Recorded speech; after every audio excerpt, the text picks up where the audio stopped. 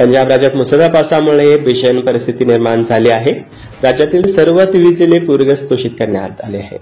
आतापर्यंत 30हून अधिक लोकांचा मृत्यू झाला आहे, तर 3.5 लाखाहून अधिक नागरिकांना याचा फटका बसला आहे. 1400 पेक्षा अधिक गावे पाण्याखाली गेले असून शेतकऱ्यांचे हजारो एकरावरील पीक वाहून गेले आहे. कडून मिळालेल्या माहितीनुसार आतापर्यंत 30हून अधिक लोकांचा मृत्यू झाला असून 3.5 लाखाहून अधिक नागरिकांना याचा फटका बसला आहे. तर शेतकऱ्यांना या पुरामुळे मोठ्या प्रमाणात आर्थिक फटका बसला आहे. 1400 पेक्षा जास्त गावे पाण्याखाली गेले असून शेकडो एकर क्षेत्रातील पिकाचे प्रचंड नुकसान झाले आहे. प्रचंड मुसळधार पावसामुळे तसेच भाकरा, पोंग आणि रणजित सागर धरणातून पाणी सोडल्याने नदीकाठच्या भागात पूरस्थिती निर्माण झाली आहे. तर हवामान खात्याने रेड अलर्ट घोषित केले आहे. मुख्यमंत्री भगवंत मान यांनी केंद्र सरकारकडे शेतकऱ्यांना मदत देण्याची मागणी केली आहे. प्रति एकर किमान 50,000 रुपये मदत देण्याची मागणी केंद्र सरकारकडे भगवंत मान यांनी केली आहे. तर पंतप्रधान नरेंद्र मोदी देखील पंजाबला सर्वतोपरी मदत करण्याचे आश्वासन दिले आहे. पूर्ण राज्य आपत्तीग्रस्त घोषित करण्यात आलेले पंजाब सरकारने राज्यातील सर्व 23 जिल्हे पूरग्रस्त घोषित केले आहेत. जिल्हाधिकारी व आपत्ती व्यवस्थापन विभागाला तात्काळ उपाययोजना करण्याचे अधिकार दिले गेले आहेत.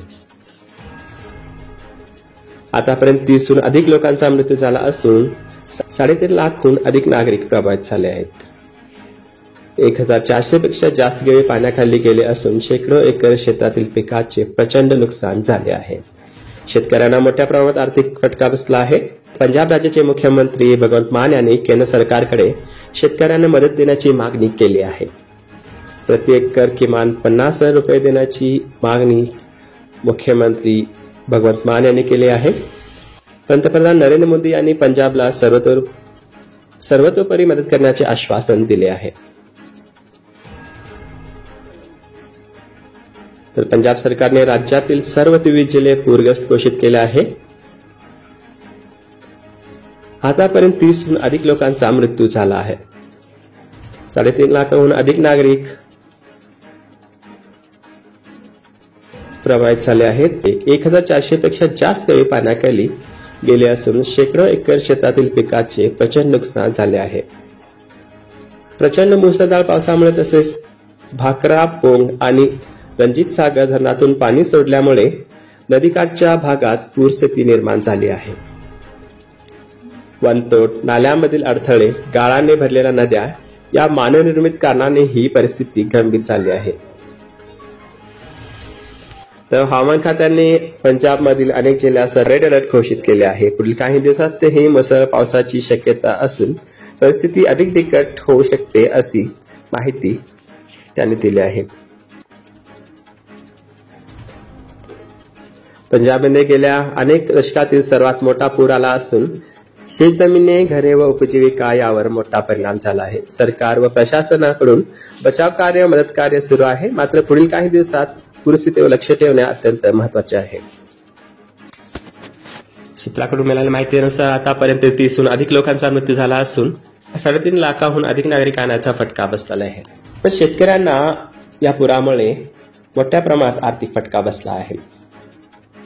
1400 पेक्षा जास्त गावे पाण्याखाली गेले असून शेकडो एकर क्षेत्रातील पिकाचे प्रचंड नुकसान झाले आहे. प्रचंड मुसळधार पावसामुळे तसेच भाकरा, पोंग आणि रणजित सागर धरणातून पाणी सोडल्याने नदीकाठच्या भागात पूरस्थिती निर्माण झाली आहे. तर हवामान खात्याने रेड अलर्ट घोषित केले आहे. मुख्यमंत्री भगवंत मान यांनी केंद्र सरकारकडे शेतकऱ्यांना मदत देण्याची मागणी केली आहे. प्रति एकर किमान 50,000 रुपये मदत देण्याची मागणी केंद्र सरकारकडे भगवंत मान यांनी केली आहे. तर पंतप्रधान नरेंद्र मोदी देखील पंजाबला सर्वतोपरी मदत करण्याचे आश्वासन दिले आहे. पंजाब राज्यात मुसळधार पावसामुळे भीषण परिस्थिती निर्माण झाली आहे. राज्यातील सर्व 23 जिल्हे पूरग्रस्त घोषित करण्यात आले आहे. आतापर्यंत 30हून अधिक लोकांचा मृत्यू झाला आहे, तर 3.5 लाखाहून अधिक नागरिकांना याचा फटका बसला आहे. 1400 पेक्षा अधिक गावे पाण्याखाली गेले असून शेतकऱ्यांचे हजारो एकरावरील पीक वाहून गेले आहे.